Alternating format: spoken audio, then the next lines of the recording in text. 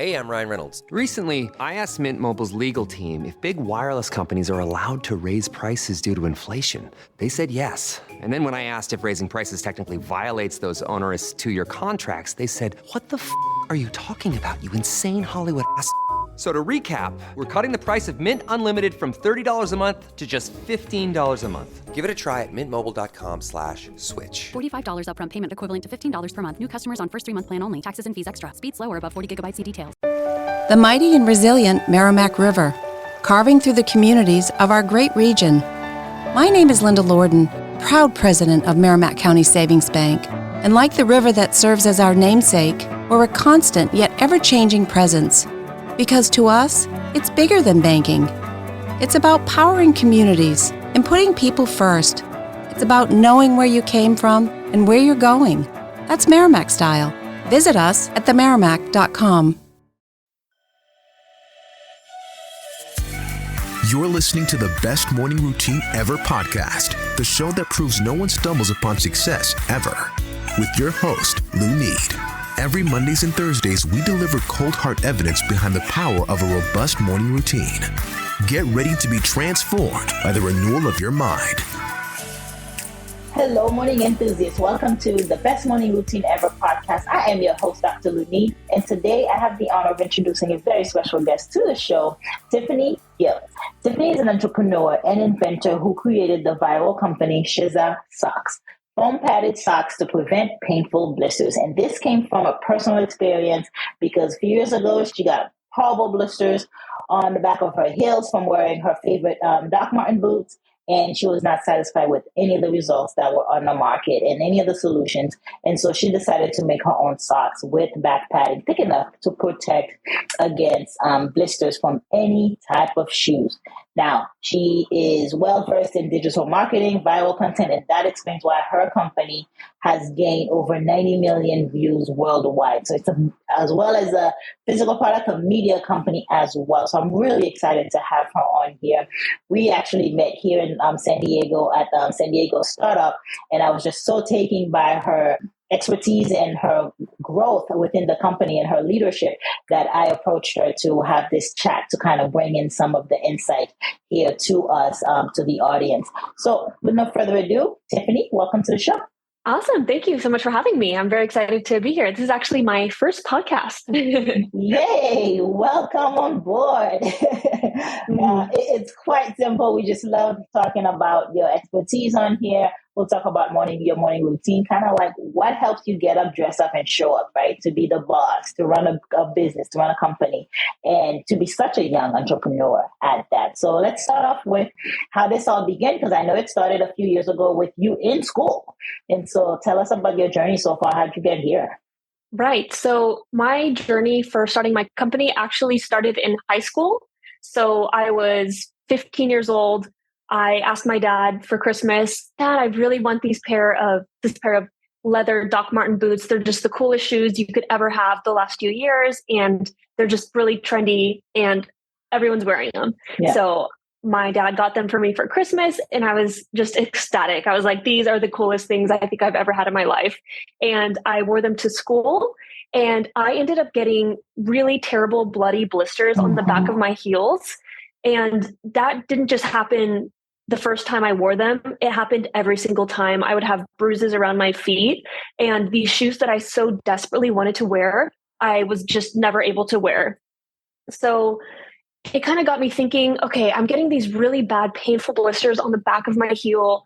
How can I solve this? So I went to look online. All the solutions on there said, oh, just put Band-Aids on every time you wear them.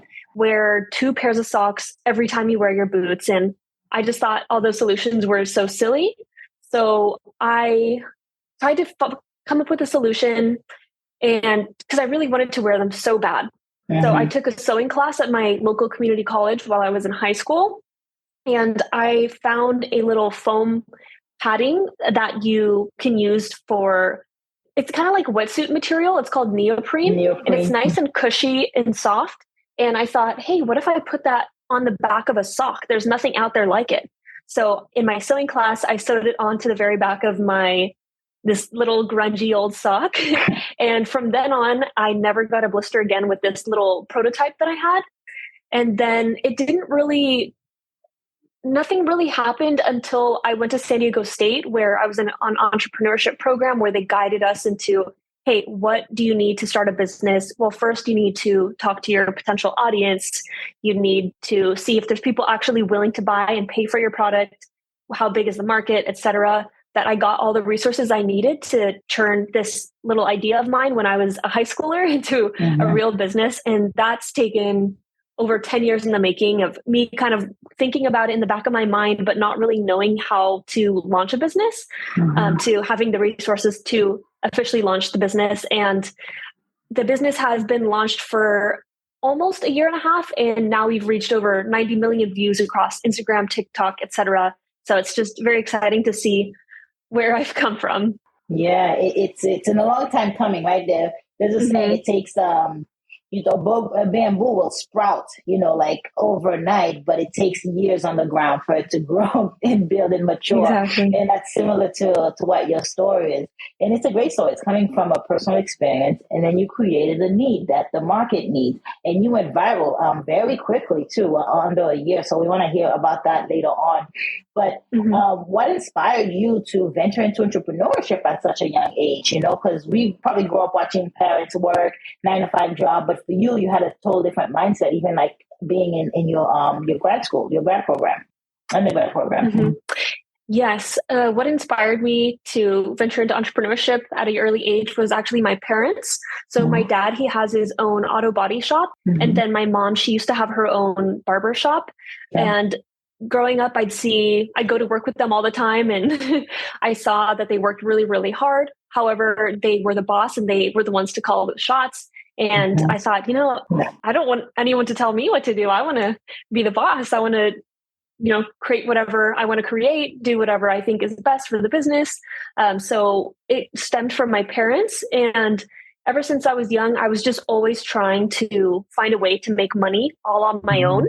So when I was young, I was in first grade and I had a bunch of guppies at home in my fish tank, and I would sell the guppies in first grade to all my classmates. And with that money that I gained from selling my guppies, I would be able to buy myself ice cream. And I thought that was just the coolest thing ever as a 6-year-old. And then going into elementary school and middle school, I would have lemonade stands every summer for the 4th of July when there was a lot of people out and about.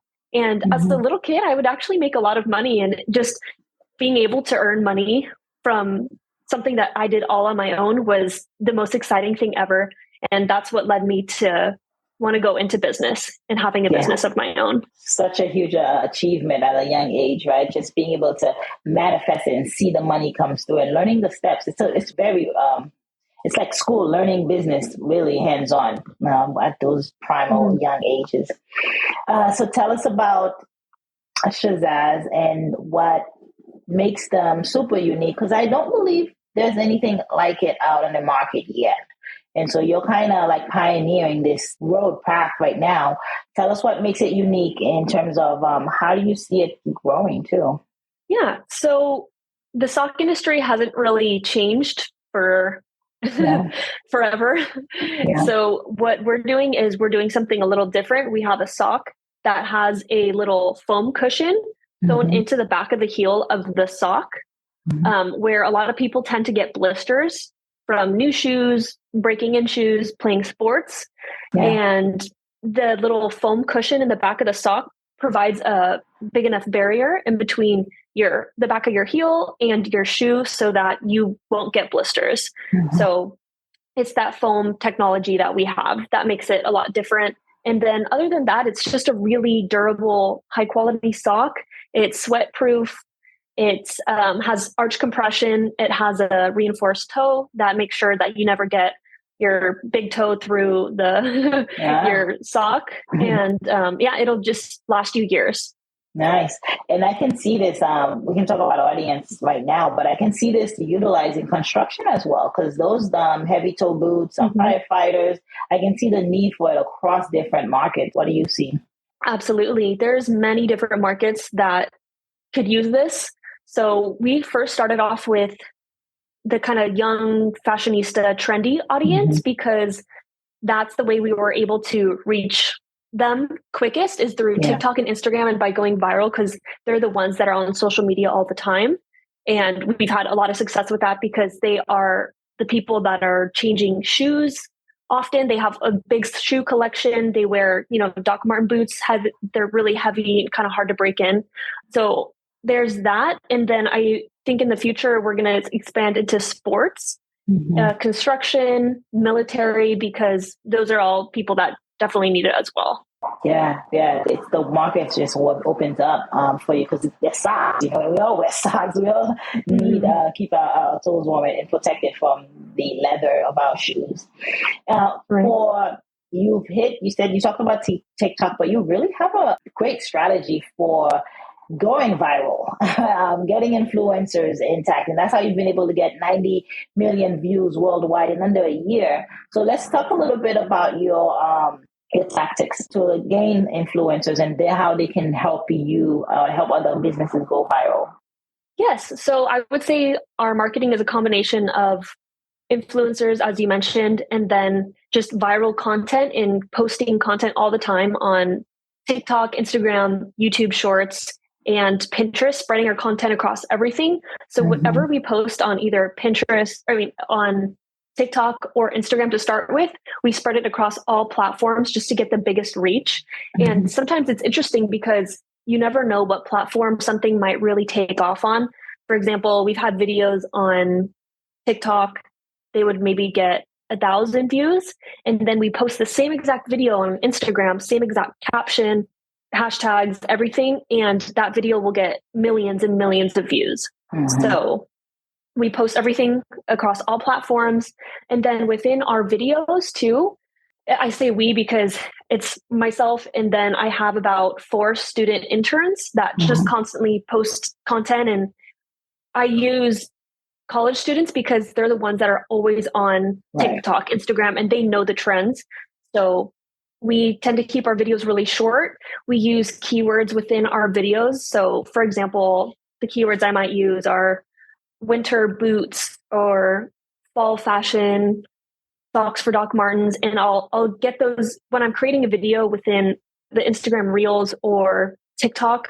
I will get those words and I will write them and I will hide them. I'll make them really small and I'll hide them in the top upper corner to show up for search engines. And that's how we've actually been able to show up for Google, in the search bar, on TikTok, on Instagram. And then just keeping the content short, funny, relatable, just trying to hop on trends. And that's why I have so many social media managers that are always scouting for the next trend to hop on. And then working with influencers as well. We've had influencers contribute to over, I would say, about 20 million views. Wow. Yeah. Across Instagram and TikTok. So luckily for us, it's pretty easy for us to find fashion influencers. That's a very common type of influencer that's on Instagram or TikTok. So just partnering with them and people who wear Doc Martens, because that's one of the biggest demographics. Yeah, knowing your market, you've done the market research, knowing who to target, and the tactics for getting the search engine SEO piece of it really is quite instrumental in this piece. So how else are you leveraging technology to run the business? I know you're using social media and you have a marketing team to kind of run those. How else has technology made your life a lot easier to operate? Right. So I'm all about automation and delegation. And it's kind of interesting because all of last year, I was traveling as a digital nomad for, I would say, 7 to 8 months out of the whole year, all while running my business. And I would say that's because I was able to automate and delegate a lot. So I always have a large team of interns, about probably 8 interns every semester. I have my full-time employee. I have virtual assistants in the Philippines. So just utilizing people to really just help us get everything that we need to get done.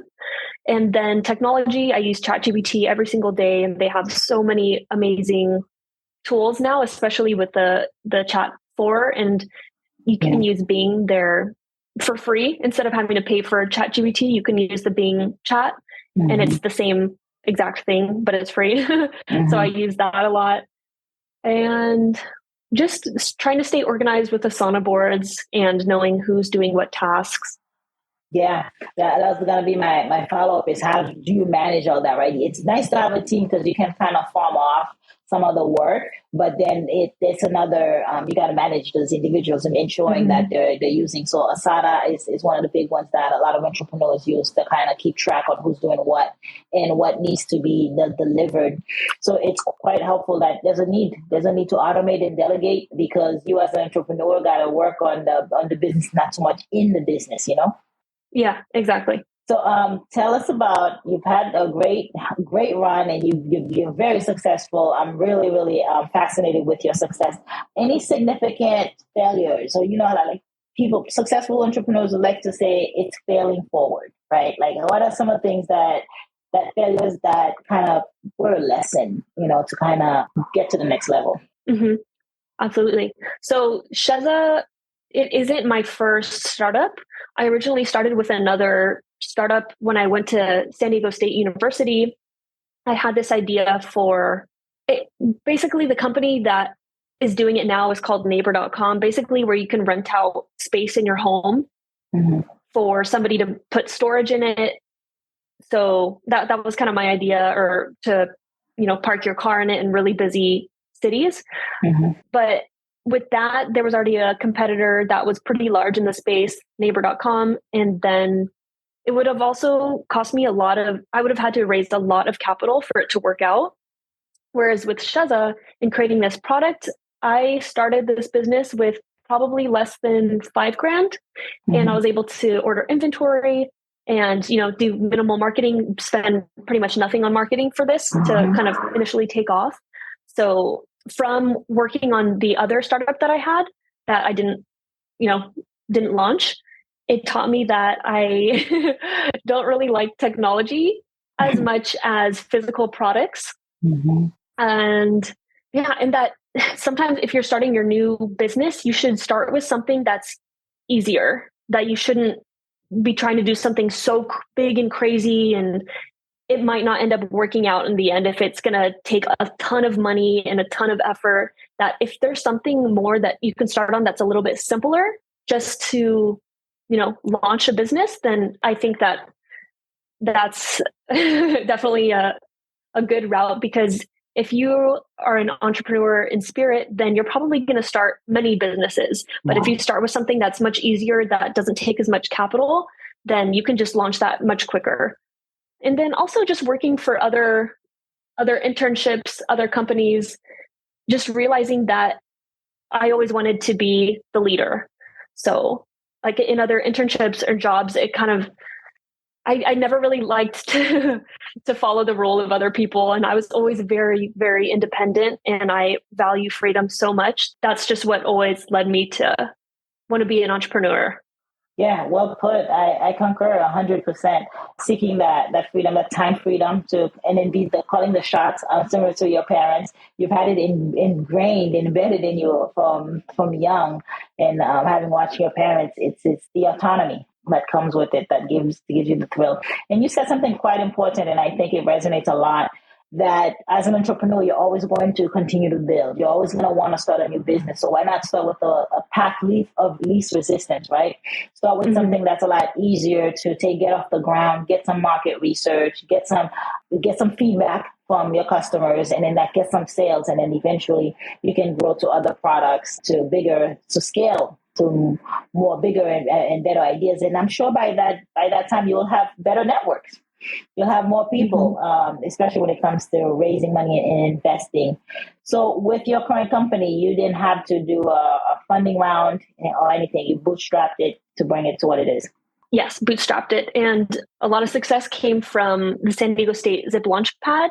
It's an entrepreneurship program there. I was able to receive over $7,000 in funding. So that helped significantly. And then one other interesting thing about me is that I did a cross-country lawnmower race where it was a race for a cash prize from California to Florida on 5 mile per hour lawnmowers. It was a web series. And it was against 10 different contestants. I was teamed up randomly with someone named Katie from South Dakota, and we actually won the entire race against all the other contestants. And from that, I won over $30,000. And that's also what helped me launch the business as well and use towards buying inventory, samples, marketing, etc. Wow, that is very interesting. Lawnmower from California to Florida. Yep. So it took 2.5 months. Roads. Yes. We went all throughout the US, took 2.5 months. And the really crazy part about it is that we were not able to use our own credit cards or our own money. The whole time we had to just basically ask strangers for help. And the whole show was about showing America's kindness and showing that, people along the way, how they helped us to get to the other side during this really crazy adventure. That is fantastic. Congratulations. And that helped launch your own business. That's fantastic. Thanks for sharing that. Tell us about your morning routine. How do you get up, dress up, and show up? Right. So my morning is probably a lot different than your other people that you've brought on. So I don't necessarily wake up super early. I'm definitely not an early riser, and I haven't been all my life. I would probably wake up in between like 9:30. My morning routine, I don't immediately like to just jump and start working right away. I like to kind of have a slow morning. I like to have coffee. I like to make a nice, nutritious breakfast and kind of get into my day slowly. And then I'll start work and I'll plan out my day. I use my Passion Planner. I've been using the Passion Planner for probably over 5 years now. And I like to write out my entire day, my entire schedule. What else do I do? I always make sure to go to the gym. Sometimes I like to go midday at night. I usually take a class because whenever I go to the gym, sometimes I get there and I'm like, I don't know what machines to use. I don't know what I should do. So I like to take a class because I go into the class, there's an instructor, and after an hour it's done and then I can leave. So, and I like to take Zumba classes or like body pump classes, just something that's kind of fun for me. That doesn't feel like working out. Yeah, they got to move the body, right? It's got to stay healthy to be as busy as you are, because it will take a toll sooner or later if you don't take care of the body. You can add movement in there. It does give energy. And I like the notion of you don't have to start as early as 5 a.m., 4 a.m., but when you do wake up, it's the things that you do to prime you for the rest of the day. With you, it's the Passion Planner, making sure you see your goals, you outline what you're going to be working on. So you relieve yourself of decision fatigue, essentially. So you don't have to think twice about what's coming. And then that slow, progressive into your day calms the mind, really. For you. So those things are important. Any type of meditation, anything to kind of, how do you feed your mind in terms of either podcast stimulation, books? What kind of books are you reading? Meditation? What do you have? Yes. So I do like to listen to books whenever I drive. I love my audiobooks. I've been listening to Building a Story Brand. And that one's really good for anyone that has a business or wants to know how to reach your customers in a better way. Yeah. So I'm listening to that right now. But some of my favorite books, let me actually pull this up because I have a lot of favorites. So the book Influence is really good. Yeah. Talking about persuasion. You Are a Badass is a classic. Designing Your Life. How to Talk to Anybody or How to Talk to Anyone. You Are a Badass. Compound Effect. And The Subtle Art of Not Giving a Fuck. That was actually one of the book that I used to hate books until I read that book. And I was like, you know what? This is really good. So those are some of my picks. Yeah. And as a successful entrepreneur, you have to feed your mind. You have to mentally stimulate it to continue to grow about something in your field or business in general. And you show that quite well. So really glad you shared. Those are classic. Those are great picks on your list. I'm glad you listed those. Tell us, Tiffany, how can we connect with you? Where can we find you? Yes. The listeners can connect with me on my Instagram at Shezza Socks, SHEZZA Socks, Shezza Socks, or on my personal Instagram, Tiffany Scarlett. TIFFANYSCARLET. Fantastic. Thank you so much for coming on and sharing with us. It's been such a joy having you on today. Thank you so much. Yeah, I had lots of fun. So appreciate the time. Of course. All right, morning enthusiasts, that's it for today's show. Thank you for tuning in. If you love the Best Morning Routine Ever podcast, we'd love to hear from you. So go ahead and subscribe, rate, and give a review on iTunes or Google Play. While you're at it, tell a friend about the show. Be sure to visit bestmorningroutineever.com and our Facebook group to join the conversation, access the show notes, and discover our fantastic free bonus content. Until next time.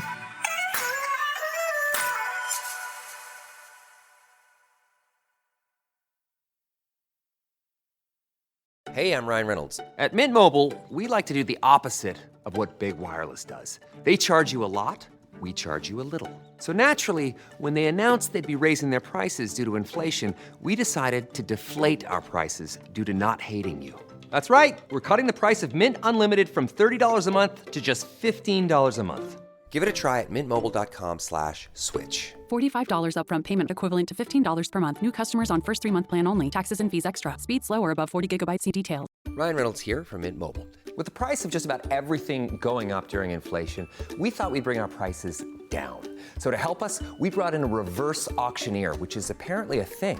Mint Mobile Unlimited Premium Wireless. How did you get 30, 30, bet you get 30, bet you get 20, 20, 20, bet you get 20, 20, bet you get 15, 15, 15, 15, just $15 a month? Sold! Give it a try at mintmobile.com/switch. $45 upfront payment equivalent to $15 per month. New customers on first 3-month plan only. Taxes and fees extra. Speed slower above 40 gigabytes. See details.